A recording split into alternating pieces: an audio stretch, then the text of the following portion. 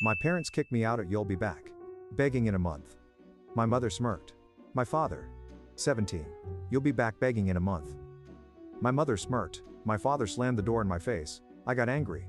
I never looked back, but 9 years later my phone was full of missed calls. They were begging me to pick up, so I wasn't planning on ever sharing this story online, but after seeing some similar posts here, I figured maybe writing this all out might be therapeutic or something, and maybe someone else who is going through with their family might get something out of it. I don't know anyway. Here goes. I am Brady 6 now. But this story starts when I was 17, junior year of high school.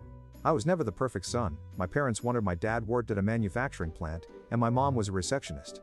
They weren't rich, but we were comfortable enough in our smallish town. They had this whole life planned out for me. Get good grades, go to state university like my dad did, marry some nice girl from our neighborhood, have 2.5 kids, and basically, live their version of the American dream. Only problem was, I hated school, not because I was dumb, or I got decent grades when I tried, but I have ADHD, wasn't diagnosed until after all this went down, and sitting still for hours listening to teachers drown on about subjects I didn't care about was literal torture. What I did love was working with my hands, building stuff, fixing things. When I was 15, I spent a whole summer helping our neighbor Judah renovate his garage, and it was the first time I felt like I was actually good at something. My parents hated it. Every time I talked about maybe going into construction or learning a trade, my mom would get this pinched look on her face like I just told her I wanted to become a professional dumpster diver. My dad would lecture me about living up to my potential and how people like us don't work with their hands. Looking back, I think they were just obsessed with appearances. They wanted to brag to their friends about their son, the college graduate, not their son. The blue-collar worker things had been tense for months.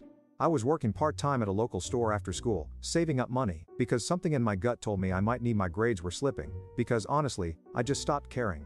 Every dinner turned into an argument about college applications, or my future, or why I was throwing my life away. The breaking point came in April, about 6 weeks before graduation. I'd have been accepted to state.